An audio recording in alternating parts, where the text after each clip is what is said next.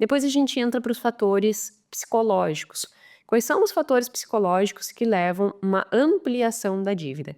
E aí, olha que interessante, né? Eu poderia destacar aqui uma única coisa. As pessoas, quando fala dívida, o que que faz com que a pessoa tenha mais dívida? A pessoa gasta mais. Não, mais uma vez a dívida é um fator multifatorial. Um fator multifatorial fica ótimo, né? O que que isso significa? Não é só a pessoa fazer dívida porque ela gastou mais do que ela podia. Olha quantas variáveis envolve a construção de uma dívida. Então, quando nós olhamos para os fatores psicológicos, tem alguns aspectos que são bem relevantes. O primeiro deles é falta de autocontrole. Pessoas que não conseguem resistir às tentações, que elas têm esse ímpeto, né, de impulsividade, elas acabam tendo maior dívida. Isso é um fator muito determinante, tanto é que volta e meia eu coloco lá no meu Instagram. Uma das melhores qualificações, né, qualidades que você deve desenvolver é ter o autocontrole. Se tu consegue ter autocontrole, tu consegue resistir à tentação. Se tu resiste à tentação, tu começa a criar uma casca, sabe? É como se tu conseguisse ir desenvolvendo um superpoder. Eu diria que autocontrole é superpoder. Quando eu consigo resistir às tentações que me apresentam, eu ganho um superpoder. Eu consigo ter mais foco real no que é valoroso para mim, no que vai fazer com que eu tenha a vida que eu desejo, e consigo dizer não às coisas que no momento me gerariam um prazer imediato, mas que na vida, no longo prazo, aquilo ali não faria diferença nenhuma. Como, por exemplo, sei lá, quero comer uma pizza, que diferença isso vai fazer no longo da vida? Mas daqui a pouco, se tu come pizza todos os dias, o quanto tu economizaria se tu não comesse? É um exemplo bem, né, simplório, mas só para que você entenda essa dinâmica. Então, o autocontrole é um fator bem relevante e o que mostram é que as pessoas que não têm autocontrole, elas acabam tendo maior nível de compra compulsiva, o que naturalmente leva à dívida, e elas também acabam tendo e usando créditos mais caros. Então, a pessoa não tem autocontrole, ela vai lá e compra um carro. Aí ela já tem a taxa de juro do carro, sei lá, 3, 4% por mês. Aí, não satisfeita, ela quer reformar a casa. Aí ela vai lá e pega um outro empréstimo de 4,5. Aí, não satisfeita, ela quer ter uma casa, sei lá, na praia. Aí ela vai lá e pega um outro empréstimo, porque ela já não pode mais pegar financiamento imobiliário, não consegue e tal. Sei lá, tô criando uma história que por vezes não é verídica, porque daqui a pouco ela conseguiria um empréstimo imobiliário com uma taxa de juros um pouquinho menor. Mas vamos supor que não. E aí, sei lá, dá 5% de juros ao mês. E aí essa pessoa começa a pegar cada vez mais dívidas caras. Por quê? Porque ela tem aquela coisa de ela não resistir àquelas tentações. Então essas são duas características bem fortes das pessoas que não têm autocontrole. Impulsividade é um outro aspecto bem relevante e que acaba gerando maior dívida, né, maior crédito ao consumidor também. O uso do cartão de crédito, isso não é novo, eu iniciei o podcast de hoje falando sobre isso. Viés do presente, aquelas pessoas que tendem a priorizar muito o prazer imediato. Essas pessoas que têm dificuldade, e aí tu soma, né? Viés do presente ou desconto temporal, valorizar muito o prazer momentâneo, aquele hedonismo, né? O consumo pelo consumo, e aí tu junta isso com baixo autocontrole. Pronto, a pessoa tá fadada a construir dívida, porque ela realmente tem aquele contexto que vai alimentando aquele mau comportamento. Então, viés do presente é uma questão bem forte. Materialismo, os aspectos de parcelamento que a gente percebe é que pessoas que são muito materialistas, quero comprar várias coisas, quero comprar um telefone novo, eu quero comprar um tênis novo, eu quero uma roupa nova, eu quero não sei o quê, eu quero não sei o quê, eu quero não sei o quê, não sei o quê. Quero um monte de coisa, tá? Se tu quer um monte de coisa, significa que você daqui a pouco tem um traço de materialismo. Porque quem precisa de muitas coisas e valoriza muito a aquisição de coisas, por vezes pode ter aí um pouquinho de compra compulsiva, de materialismo. E aí o que acontece? Essa pessoa que precisa comprar muito, ela começa a parcelar muito também. Por quê? Se eu não consigo pagar à vista e eu quero, porque aquilo é importante para mim, né, necessário, entre aspas, eu vou parcelar. E aí essas pessoas, elas começam a também ter um maior nível de parcelamento. E isso aumenta o endividamento.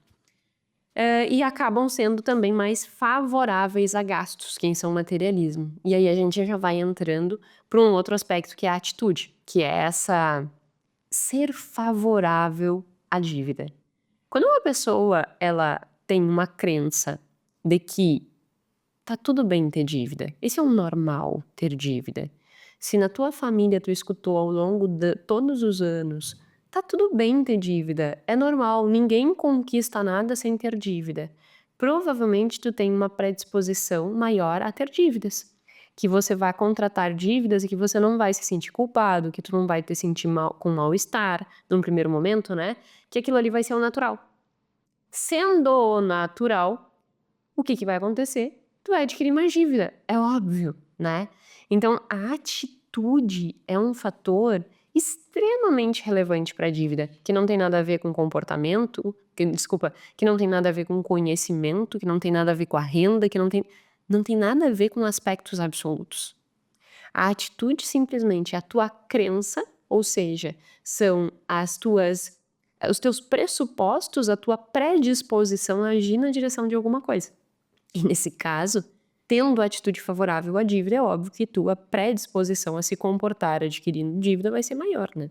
Então isso é um ponto bem importante. Disposição de pagar empréstimos, aquela pessoa que, no meu orçamento sempre tem um empréstimo, um consignado, e é isso aí mesmo. Eu tenho que sempre estar pagando um empréstimo, e é isso aí mesmo. Então essa pessoa também vai. E expectativas aumentadas de ganhos futuros, que junta com aquilo que eu mencionei das questões dos jovens, que principalmente isso acontece em jovens. É aquela coisa, aquele deslumbre de que eu posso fazer a dívida porque depois eu dou um jeito. Isso também leva a uma maior propensão à dívida, um maior risco de sobreendividamento, e a consequência é bem negativa. Então essas atitudes, né, de achar que a dívida é normal, de disposição de pagar empréstimo, dessa expectativa sobrevalorizada em relação a rendas futuras, essas atitudes, essas perspectivas, elas vão fazer com que tu tenha uma maior propensão à dívida, porque dívida pra ti é normal, então tu vai lá e faz. E aí isso acaba te colocando em risco. Quais são as atitudes que te protegeriam? Cautela e ter um certo nível de realmente, assim, de tu olhar para essas dívidas até com um olhar negativo, assim, sabe, tipo: "Não, isso aí não é legal. Isso aí não faz sentido. Esse gasto vai me levar para um lugar negativo, e eu não quero". Então esse olhar cauteloso e crítico à dívida é uma atitude bem positiva para te proteger da dívida. Não conforte-se em ter dívida, né, falando de outra forma não se conforme em ter dívidas. "Ai, que gostosinho ter dívidas", não se conforme com ter dívidas. As dívidas corroem a tua capacidade de construir uma qualidade de vida. Como eu disse no início, a maior parte das dívidas são dívidas de consumo. E as pessoas fazem essas dívidas buscando ter uma melhor qualidade de vida. Quando, na verdade, o que está acontecendo eu vou dar números redondos, só para facilitar, mas digamos que a tua dívida seja de R$ 100.000, tu vai pagar 200, por causa das taxas de juros. O que está acontecendo aqui? 100.000 que tu poderia desfrutar para ti, para tua vida, tu tá dando pro banco. Simplesmente tu tá dando pro banco. Por quê? Porque tu antecipou um prazer que tu ainda não tinha condições de pagar. Porque você incorreu nesses erros, né, nesses aspectos demográficos, socioeconômicos, nesses fatores psicológicos, falta de autocontrole, esse imediatismo.